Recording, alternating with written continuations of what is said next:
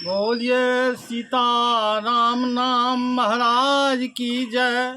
पवन सुत हनुमान की जय। उमापति महादेव की जय। बोलो भाई सब संतन की जय। बोलो भाई भारत माता की जय। रामचरितमानस सुंदर कांड का या सुंदर कथा।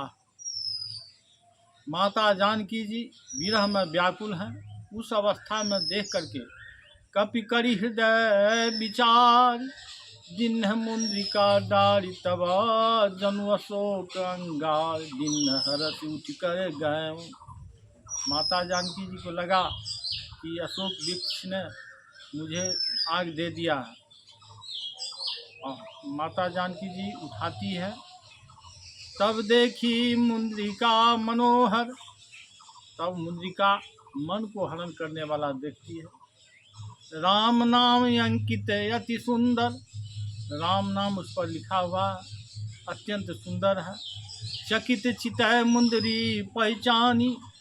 चकित चितय होकर के मुंदरी को पहचानती है। हरस विषाद हृदय अकुलानी। हर्षित हरस और विषाद हृदय में आकुलता है। जीत को सके अजय रघुराई। माया ते यस रची न जाई। तो मन में सोचती है भगवान रामचंद्र जी को कौन जीत सकता है, वो तो अजय है। अब माया से इसको रचना नहीं किया जा सकता।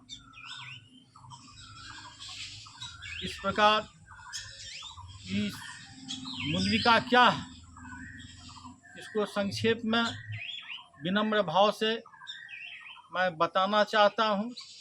सचमुच में मुंद्रिका जो है राम नाम है। प्रभु मुंद्रिका मेली मुख माही। हनुमान जी भगवान रामचंद्र जी को अपने मुख में लेकर के समुद्र को पार कर गए थे।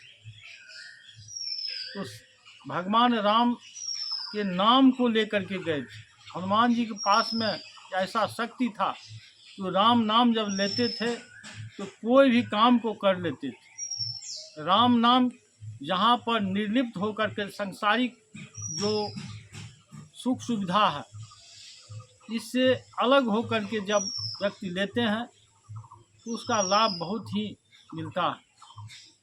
और सांसारिक सुख के लिए में जब लोग लिप्त होते हैं तो राम नाम ले ही नहीं सकते। यही तो अंतर है। तो हनुमान जी को एक लक्ष्य था, लक्ष्मण को बचाना। लक्ष्मण का अर्थ होता है लक्ष्य पर मन। कोई भी व्यक्ति जब कोई काम करता है तो लक्ष्य लेके चलता है। और जो लक्ष्य को बीच में ही कहीं समय बर्बाद कर दिया तो लक्ष्य जो है सो पूर्ति नहीं होता। हनुमान जी को लंका से जाकर के हिमालय पर से संजीवनी बूटी लाना था। तो हनुमान जी हिमालय पर गए। रास्ते में उनको समय को बर्बाद करने के लिए एक कालनेमी था। कालनेमी का अर्थ होता है समय को बर्बाद करना। वो कपट वेश में था और हनुमान जी को समय को बर्बाद करना चाहता था। तो हनुमान जी उसको समझ गए। जब हम कोई काम करते हैं, अपने कार्य में लगे रहते हैं सेवा भाव में, तो उस सेवा भाव को रोकने के लिए अनेक तरह के बाधाएं आते हैं। ये कालनेमी रूप है।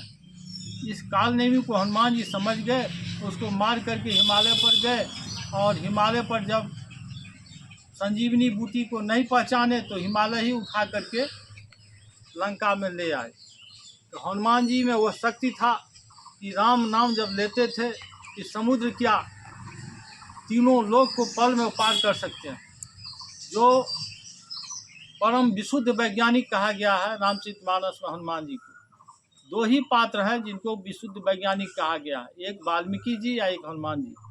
हनुमान जी जो पृथ्वी से कई गुना बड़ा सूर्य है उसको भी मुंह में डाल लिए थे और उनको किसी भी तरह का ताप नहीं लगा था।